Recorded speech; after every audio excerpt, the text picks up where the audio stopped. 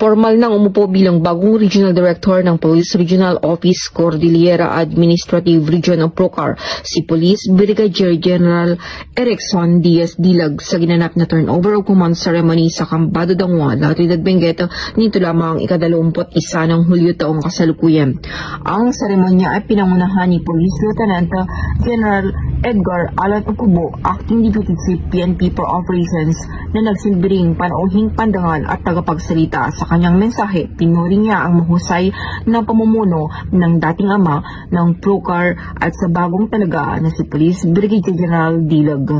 Dumalo rin sa kasasayang okasyon ang mga opisyal mula sa iba't ibang unit ng Philippine National Police, Bureau of Civil Management and Technology, CAR, at Philippine Air Force, Philippine Army, mga kinatawan mula sa local government units, PNP Press Corps, Procar Officers Ladies Club, Regional Advisory Group for Police Transformation and Development at mga kaanak at malalapit na kaibigan ng parehong outgoing at incoming regional directors.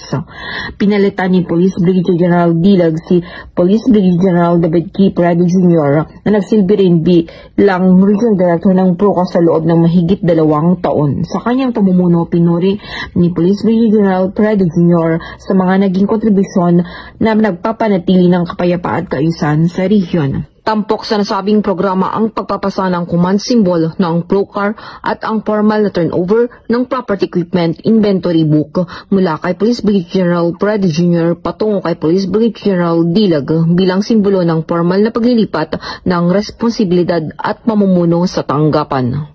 Samantala, kasunod ng formal na turnover of command ceremony, pinangunahan ni Police Brigadier General Dilag ang nasabing bagong luklok na Regional Director ng Procar ang kanyang unang command conference na ginanap sa Procar Conference Room. Ang komperensya ay dinaluhan ng miyembro ng command group, regional staff, special staff, mga chiefs ng regional support units. Naroon din ang provincial director ng iba't ibang police provincial office sa rehiyon at ang city director ng Baguio City Police Office. Sa pagpupulong, binigyan din niya ang kahalagahan ng pagtutulungan ng magkakasama, pananagutan at proactive policing upang mapanatili ang kapayapaan at kaayusan sa rehiyon. Mula dito sa rehiyon ng Cordillera, ito ang iyong PNN correspondent, Police Master Sergeant Lenny Valerio, alagad ng batas, tagataguyod ng Balitang Pulis.